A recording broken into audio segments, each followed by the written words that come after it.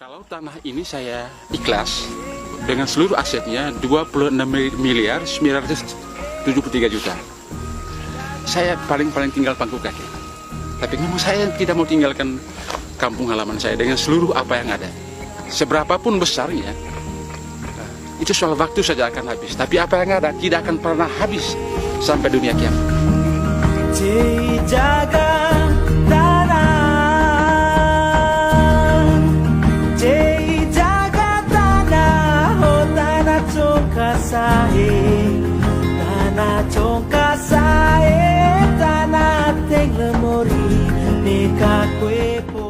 pada satu kesempatan waktu pada tahapan perhitungan aset, karena kebetulan lokasi saya juga masuk dalam area untuk dijadikan area proyek.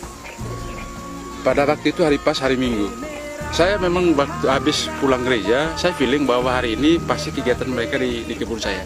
Begitu saya pulang gereja sampai di rumah, karyawan dari PT itu atau tenaga buruh orang lokal di sini mendatangi saya, mengajak saya untuk ke lokasi. Lalu dia minta bahwa Bapak sekalian dengan pakan kerja. Sudah, ayo untuk apa? Saya belum pernah cari pekerjaan. Ini kegiatan ada di lokasi Bapak hari ini. Lalu kalau kegiatan di lokasi saya harus bekerja di sana. Ya tidak. Saya masih dengan pakan gereja terus ke kebun. Di sana pihak PT yang diperintahkan oleh PT SMI, yaitu waktu itu PT Gewindo, mereka melakukan pemetaan dan perhitungan aset. Sampai di kebun, mereka menawarkan saya, Bapak ikut kerja hari ini karena kegiatan ada di lokasi Bapak. Wah, tidak semudah itu, Pak. Ya, tidak semudah itu. Soal pekerjaan itu kan tergantung saya mau kerja atau tidak. Nah, kalau saya mau cari kerja, ya tergantung yang punya pekerjaan terima tidak saya. Ini soal lokasi saya. Ya, Bapak masuk di lokasi saya sudah pasti dapat upah. Sayanya apa, Pak? Mereka bingung. Kenapa? Saya tahu bahwa mereka baru bertemu dengan gaya pemikiran seperti ini. Kamu bisa hidup, istri anak kamu bisa hidup dari pekerjaan kamu di atas lokasi saya. Saya hidup dari mana? Kalau saya tidak izin kan pasti kamu tidak dapat uang. Tidak begitu juga, Bapak. Bagaimana yang banyak, terserah kamu. Tapi jangan terlalu rendah kamu punya omongan bahwa ketika kegiatan di lokasi saya ditawari pekerjaan supaya saya ikhlas punya. Tidak bisa. Ya, kita bicara dulu masuk lokasinya berapa. Mereka malah tambah bingung. Karena apa? Mereka belum pernah bertemu dengan cara pemikiran seperti ini.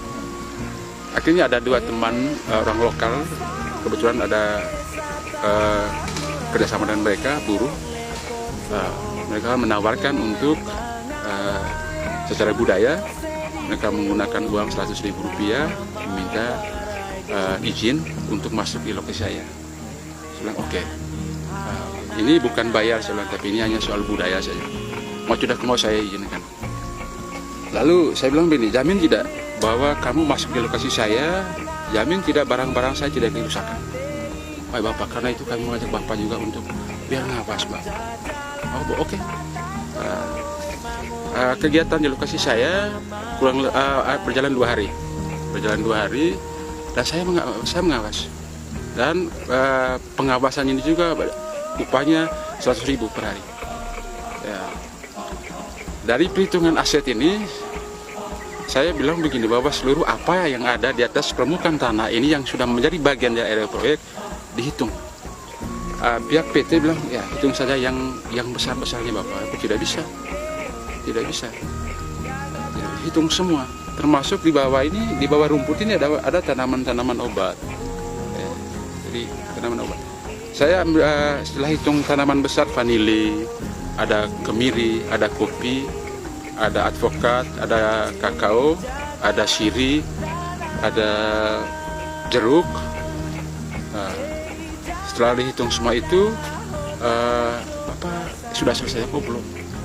Ini pekerjaan kita di sini memakan waktu bisa 1 minggu, karena nanti di bawah rumput ini kita buka-buka, karena masih ada tanaman kecil di bawah ini. Ya, ada tanaman kecil, obat-obatan, lalu ada cabai sekali lagi cuma. Saya ambil contoh, saya bilang, ini Bapak, Mas kenal ini? Oh tidak, ini kapulaga kenal. Oh kenal.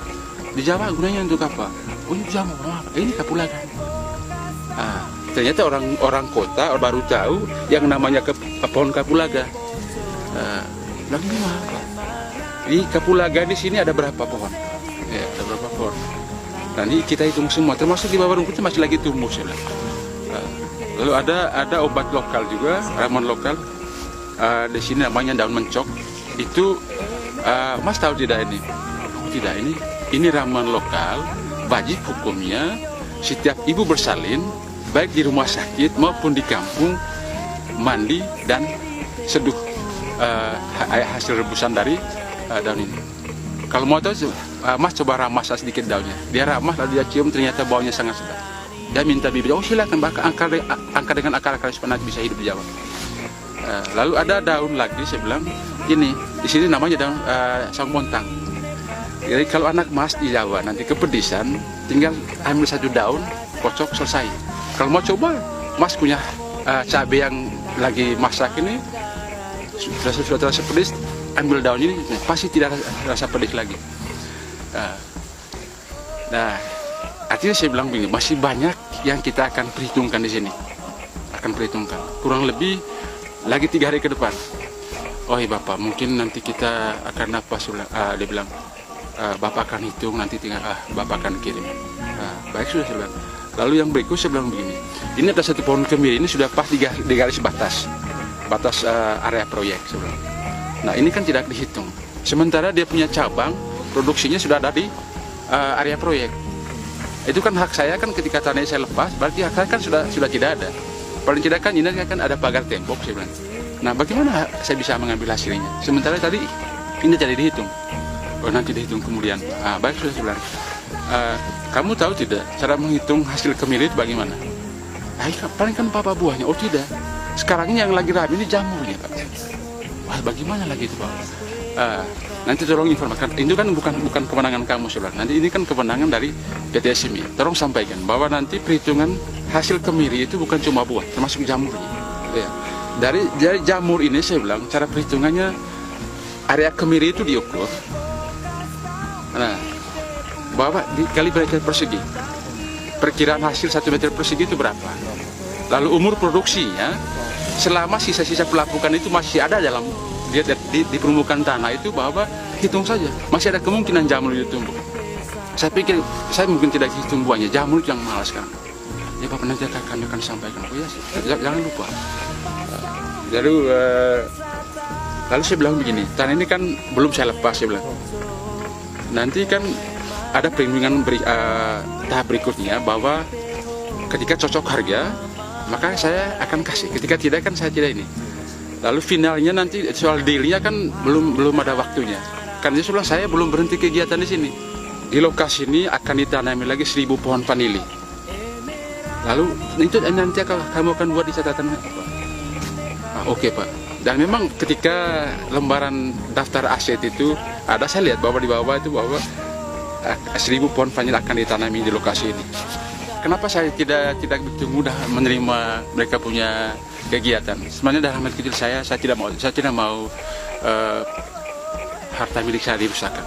Karena saya sudah hitung bahwa kalau tanah ini saya ikhlas, dari jumlah aset itu kurang lebih dari sekian jenis tanaman itu, tanah itu dengan seluruh asetnya 26 miliar 973 juta. Ya. Sebenarnya saya dari logika bahwa harga seperti ini belum ada di sini. Tapi sebenarnya ini cara saya. Ketika pada waktu itu mungkin saya sendirian, saya tidak ikhlas sebenarnya. Saya tidak ikhlas bahwa kegiatan proyek ini ada di sini karena apa yang ada akan dirusakkan. Itu bukan karang-karang. Ya. Pertama, satu pohon vanili hasilnya berapa 1 tahun, lalu dikali masa produksinya, sudah jelas bahwa jumlah seluruh totalnya 26 miliar 973 juta. Saya bayangkan saja ketika pihak PT akan membayar sebesar itu, ya, saya paling tinggal pangku kaki. Sebagian saya belanjakan beli mobil, bikin buat rumah, lalu sebagian saya deposito, coba paling saya pangku kaki Pak. Tapi memang saya tidak mau tinggalkan kampung halaman saya dengan seluruh apa yang ada. Kenapa? Uang itu akan habis, seberapapun besarnya. Itu soal waktu saja akan habis. Tapi apa yang ada tidak akan pernah habis sampai dunia kiamat. kalau Tuhan mau lenyapkan bumi ini baru habis. Ya. Bukan cuma untuk saya, termasuk anak cucu saya. Tidak akan pernah habis. Ya. Tidak akan pernah habis. Itu saya bagikan kepada teman-teman. Jangan sampai kita konyol. Kenapa? Apa yang ada ini ketika tidak dirusakkan, tidak akan pernah habis. Saya boleh katakan bahwa ketika ada orang yang mengatakan bahwa tidak ada apa-apanya Nunang ini, itu sebenarnya salah.